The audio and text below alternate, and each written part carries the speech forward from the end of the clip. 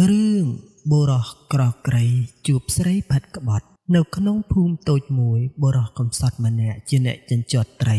តែងតែទៅរកត្រីនៅឯព្រៃខាងក្រោយ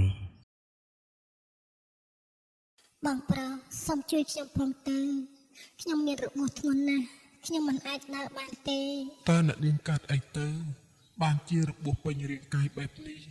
គឺខ្ញុំណារត់គេចពីការវាយធ្វើបាបរបស់គេខ្ញុំរត់ឆ្ងាយទៅឥឡូវនេះរត់មកដល់ទីនេះមិនដឹងជាកន្លែងនេះជាកន្លែងណានោះទេសូមបងជួយខ្ញុំផងខ្ញុំហត់ខ្លាំងណាស់មើលទៅអ្នកនាងប្រហែលជាឈឺខ្លាំងណាស់ហើយឥឡូវគិតអញ្ចេះចោះចាំខ្ញុំនាំអ្នកនាងទៅផ្ទះខ្ញុំ ចាអរគុណណាស់បងខ្ញុំនឹងមិនភ្លេចគុណបងទេនាងថារីធ្វើខ្លួនដូចជាគួរអោយអាណិតខ្លាំងណាស់ហើយវិបុលក៏ចិត្តល្អថែមទៀតផងនៅផ្ទះវិបុលខ្ញុំមិនចេះព្យាបាលអីនោះទេក៏ប៉ុន្តែរបួសនេះខ្ញុំអាចព្យាបាលឲ្យអ្នកនាងបានអ្នកនាងកុំបារម្ភអីតែបន្តិចគឺជាហើយខ្ញុំពិតជាអរគុណលោកខ្លាំងណាស់បើសិនជាគ្មានលោកទេខ្ញុំច្បាស់ជាខូចសម្រស់អស់ហើយមិនដឹងជាទៅរកអ្នកណាជួយនោះទេខ្ញុំពិតជាអរគុណលោកខ្លាំងណាស់និយាយចឹងអ្នកនាងអត់មានសាច់ញាតិឬក៏បងប្អូនអីទេចាខ្ញុំមិនមានសាច់ញាតិបងប្អូនអីនោះទេមើលទៅបងដូចជាមនុស្សល្អណាស់តើខ្ញុំអាចបម្រើបងនៅទីនេះបានទេព្រោះអីខ្ញុំមិនដឹងជាទៅទីណាទេបងដូចជាមិនសមទេដឹងខ្ញុំនៅតែម្នាក់ឯងទេហើយទ្រព្យសម្បត្តិក៏គ្មានមិនដឹងជារកស៊ីអីចិញ្ចឹមអ្នកនាងទេមិនអីទេបងខ្ញុំមិនខ្វល់នឹងទ្រព្យសម្បត្តិអីនេះទេឲ្យតែបានរស់នៅក្បែរបងហើយមានកន្លែងស្នាក់នៅទៅបានហើយបងខ្ញុំអរគុណបងច្រើនណាស់ហើយអ្នកនាងកុំបារម្ភអីមិនមែនខ្ញុំរើសអើងឬក៏មិនស្រឡាញ់អ្នកនាងនេះទេក៏ប៉ុន្តែខ្ញុំខ្លាចមើលថែអ្នកនាងមិនបានល្អមិនអីទេចាំខ្ញុំជួយបងរកប្រាក់ឲ្យតែបានប្តីសង្ហាទៅបានហើយខ្ញុំមិនខ្វល់អ្វីទាំងអស់ឯណែបើអញ្ចឹងបើនាងមិនប្រកាន់នឹងខ្ញុំទេ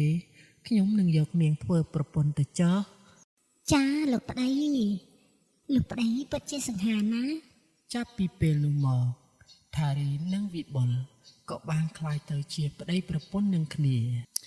លុះព្រឹកស្អែកឡើងព្រឹកនេះបងទៅនេសាទត្រីហើយណា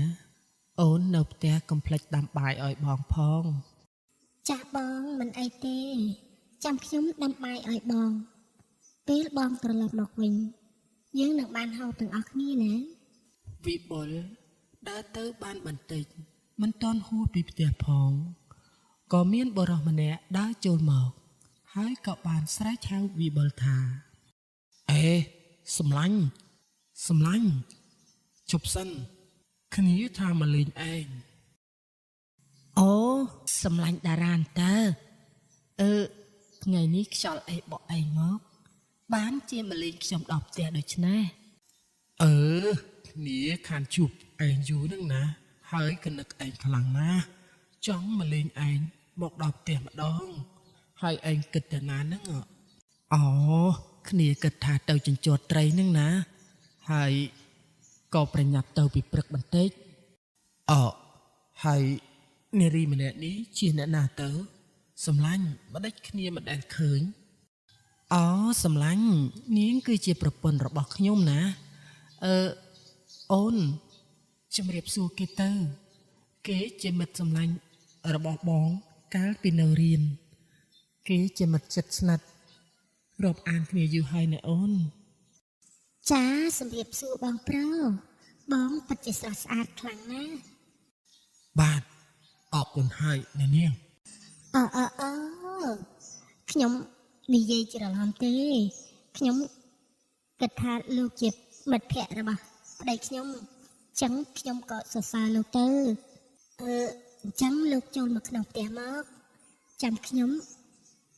ដាក់បាយធ្វើម្ហូបហើយលោកស្នាក់នៅប្រហែលថ្ងៃដែរចាំខ្ញុំទៅទិញម្ហូបធ្វើម្ហូបឲ្យច្រើនដើម្បីឲ្យលោកពិសាណា មែនហើយសម្លាញ់បើអញ្ចឹងចូលទៅក្នុងសិនទៅចាំគ្នាទៅរកបេះចេកហើយទៅយកទុំចេកមកឲ្យឯងញ៉ាំណាព្រោះផ្ទះគ្នាគ្មានអីទេសម្លាញ់អើយបាទសម្លាញ់បើអញ្ចឹងយើងចុះផ្ទះសិនទៅចំណែកឯនាងថារីវិញក៏បានធ្វើរឹកពីអ៊ំអៀនដាក់តារាហាក់ដូចជាបង្ហាញអារម្មណ៍ថានាងកំពុងតែចាប់អារម្មណ៍ទៅលើតារាដែលមកលេងផ្ទះសម្លាញ់ហើយ នេះបងអញ្ជើញពិសាទឹកចោទឹកនេះធានាថាតិចដល់បេះដូងអូយបងឯងពិតជាស្អាតខ្លាំងណាស់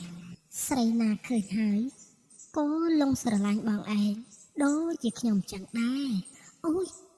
ខ្ញុំច្រឡំមាត់ទេបង បាទអរគុណហើយអ្នកនាងដែលបានយកទឹកមកឲ្យខ្ញុំ បងពិតជាសង្ហាណាស់ហើយបងមានប្រពន្ធហើយនៅហើយហេតុអីក៏រូបរាងបងសាច់ជាសាច់ដំបែបនេះខ្ញុំសុំប៉ះដៃបងបន្តិចបានទេ ខ្ញុំមិនតាន់មានប្រពន្ធទេអ្នកនាងសួរអីចឹងទេប្រយ័ត្នតែសម្លាញ់ខ្ញុំលឺ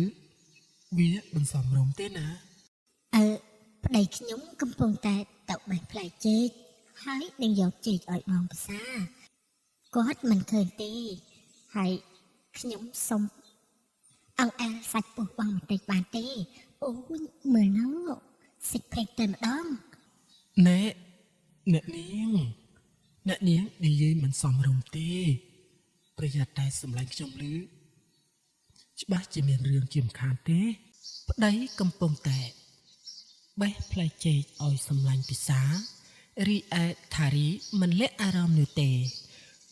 ក៏និយាយសាសងស្នេហាជាមួយនឹងតារា ណែអ្នកនាងនោះសម្លាញ់ខ្ញុំមកវិញហើយ ណែនេះសម្លាញ់គ្នាយកចេកមកឲ្យឯង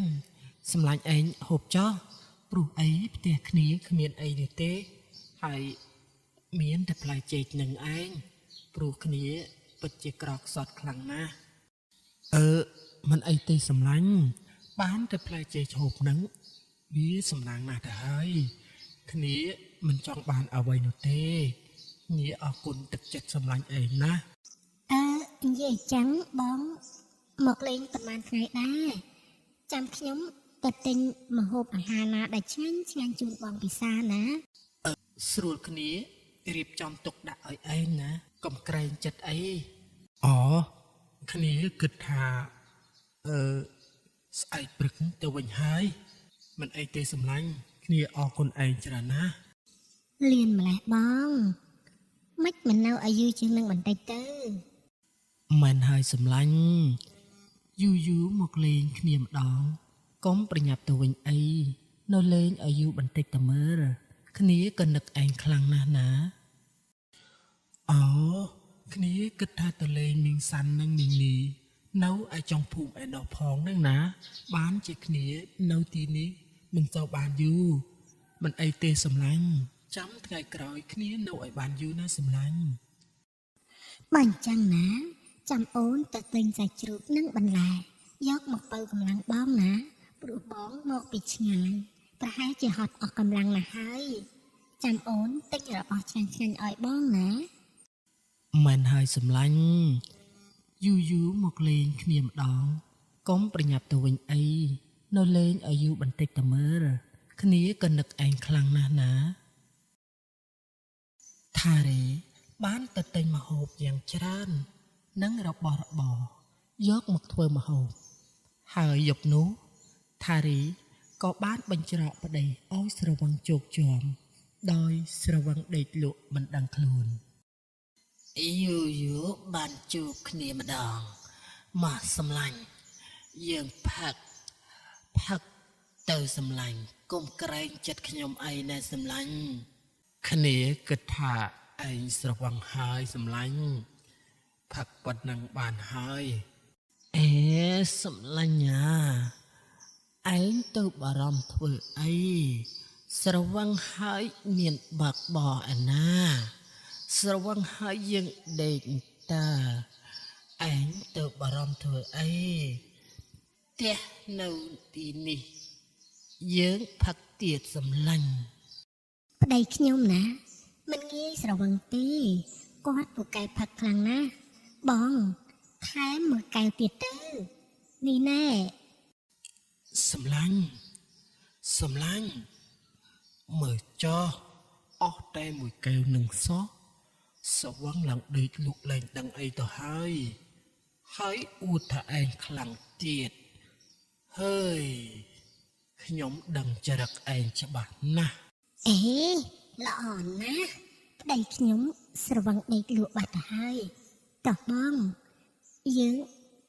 ទៅមើលលោកខែទាំងអស់គ្នាឬក៏យើងទៅធ្វើអីសប្បាយក៏បានដែរបងខ្ញុំ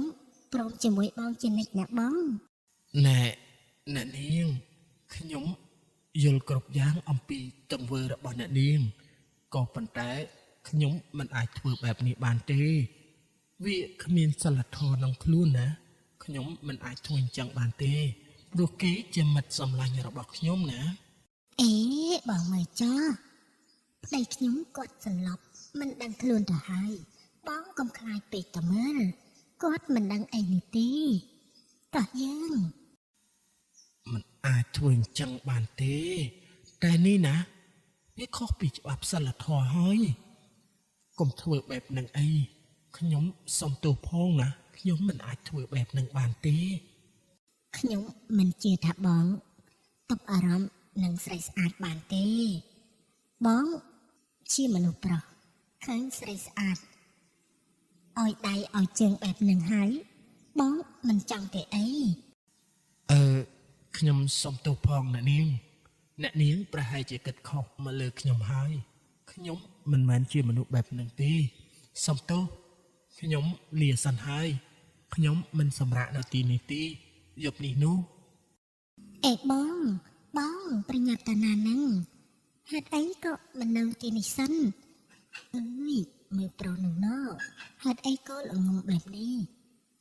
ស្រីឲ្យដៃប៉ុណ្ណឹងហើយនៅមិនព្រមទៀតពិតជាល្ងងខ្លាំងណាស់ តារាមិនសប្បាយចិត្តនោះទេ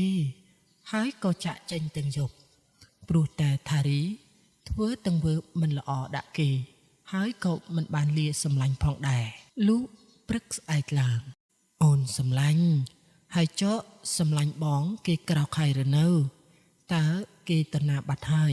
ហេតុអីក៏មិនឃើញអញ្ចឹង ខ្ញុំមិនឃើញទេបងតែមើលខ្លួនឯងចុះខ្ញុំទៅដាំបាយនៅឯក្រោយវិញ អេថ្ងៃនេះហេតុអីក៏ប្រពន្ធខ្ញុំចម្លែកម្លេះនិយាយតិចតួច